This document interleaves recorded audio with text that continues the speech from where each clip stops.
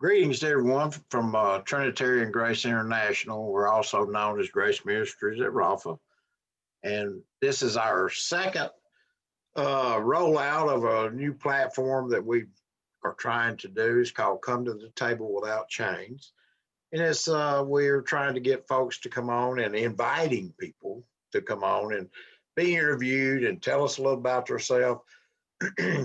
And coming to the table without change obviously means that you don't have to feel restricted or that there's any rules or regulations and you got any canned answers. This is just going to roll out as it comes.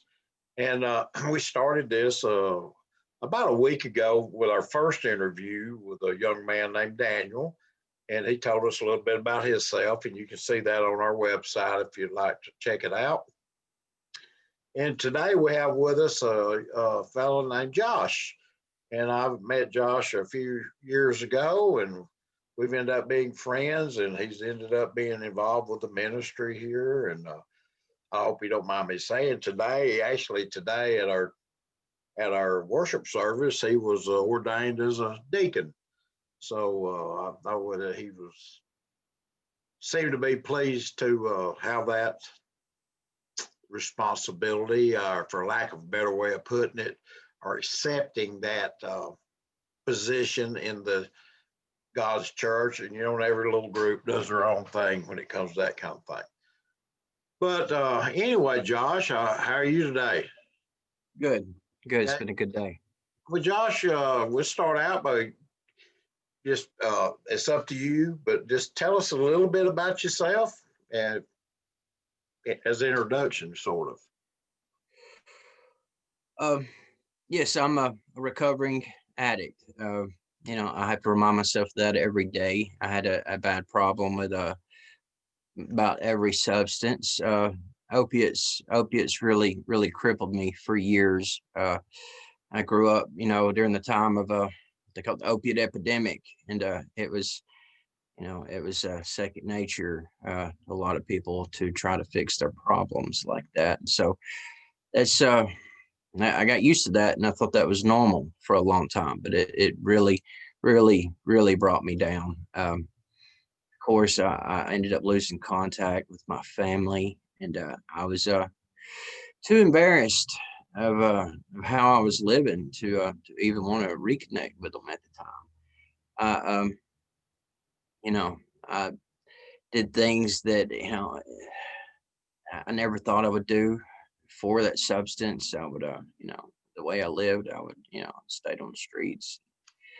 I would shoplift, whatever it took, just a completely selfish, self-centered, driven behavior. And I felt like I really quit growing emotionally as a man, when that problem really become bad. So, but my past, it caught up with me.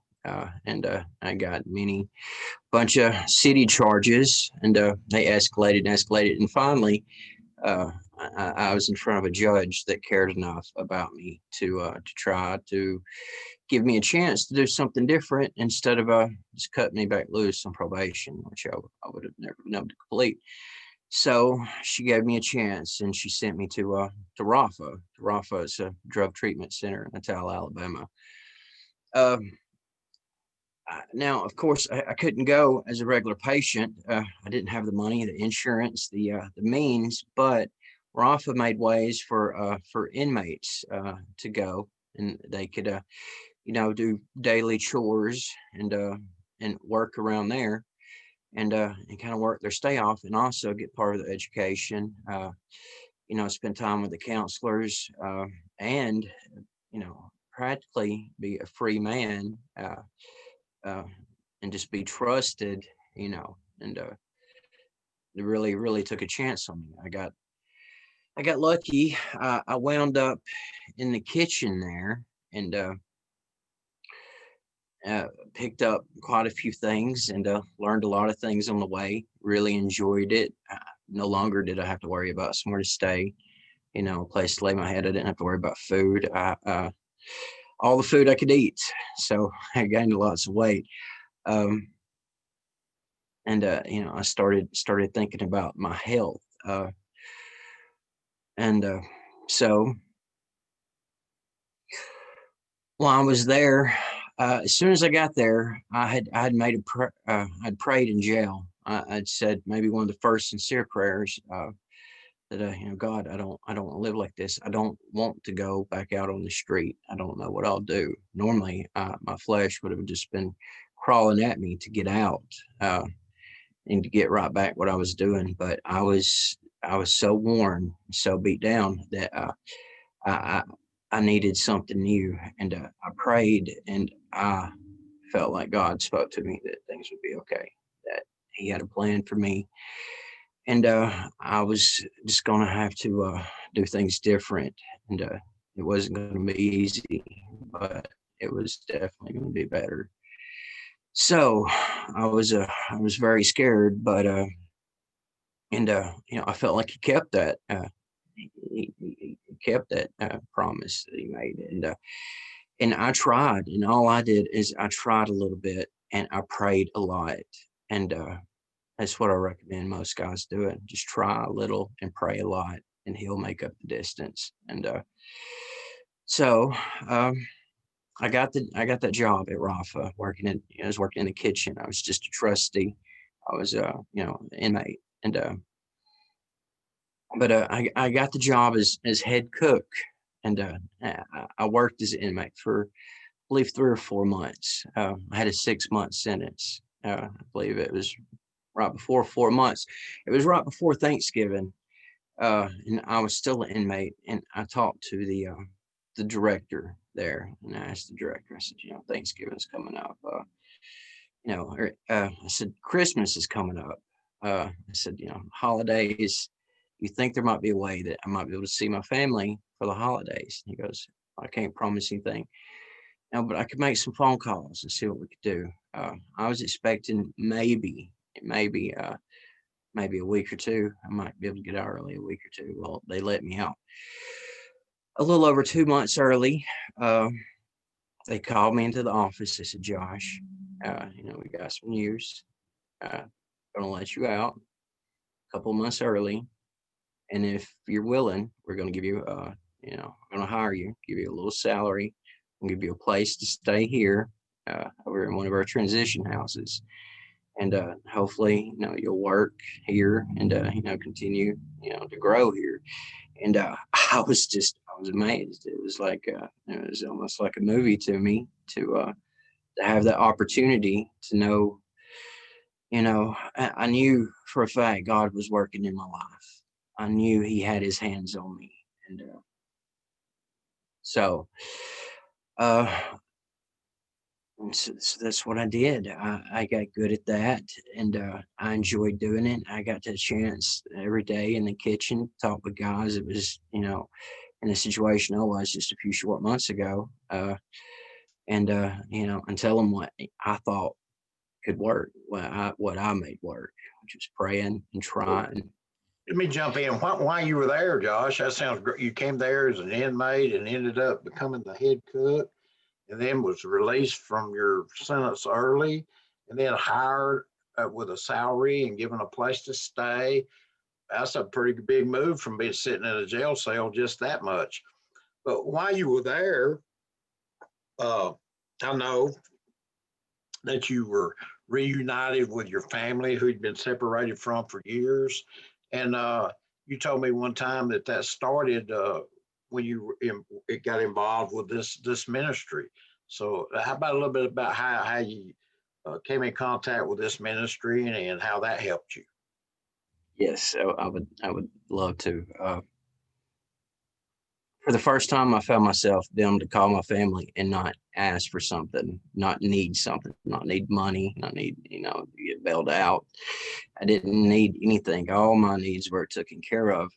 I just wanted to apologize and say, listen, I know it was me, and no matter what I may have said in the past, it was me. It was my selfishness, and I would love for you, to be a part of my life again. And I thought that it would take a lot more time than it did, but my uncle, who I look up to, who's been a big part of my life before and since.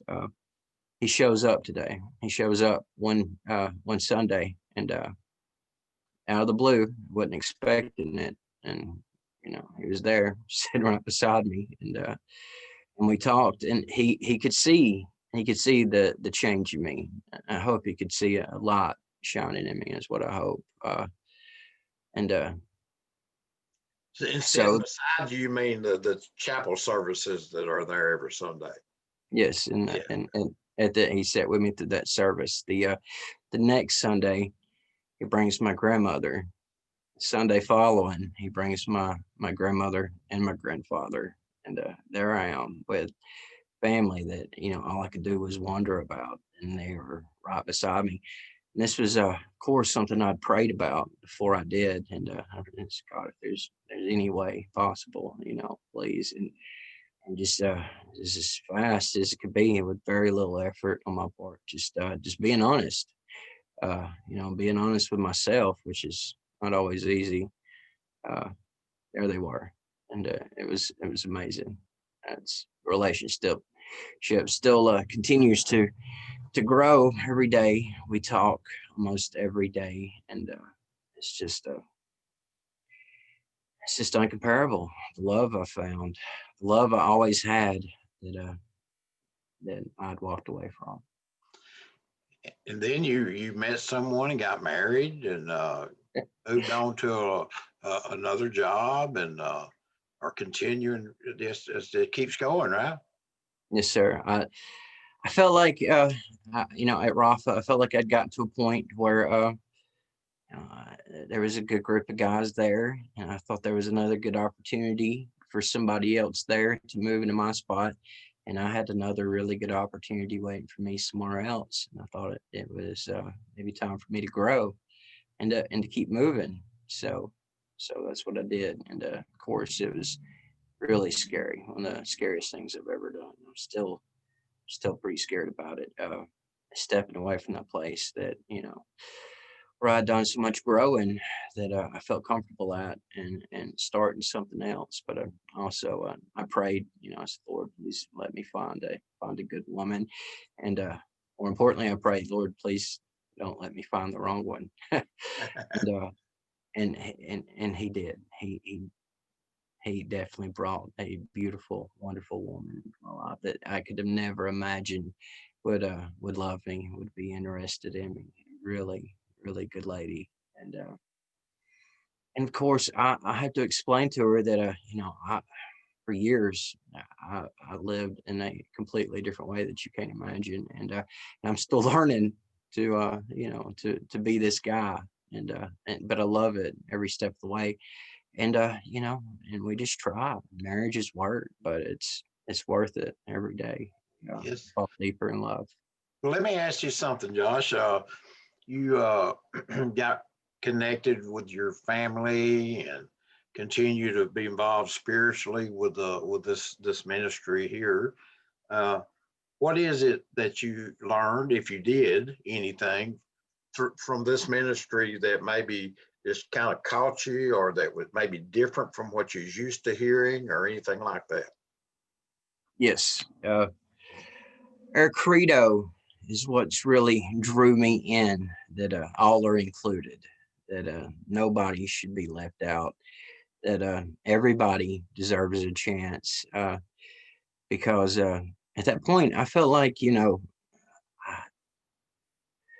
I wasn't worth it. That and I felt like most people probably saw me like that. I was so afraid of failure because it's all I'd ever known. It's all I'd ever done. I didn't want anybody even to really waste their time on me. But y'all wasn't gonna have that. Y'all dug at me and dug and tugged at me until and y'all started to see a change in me.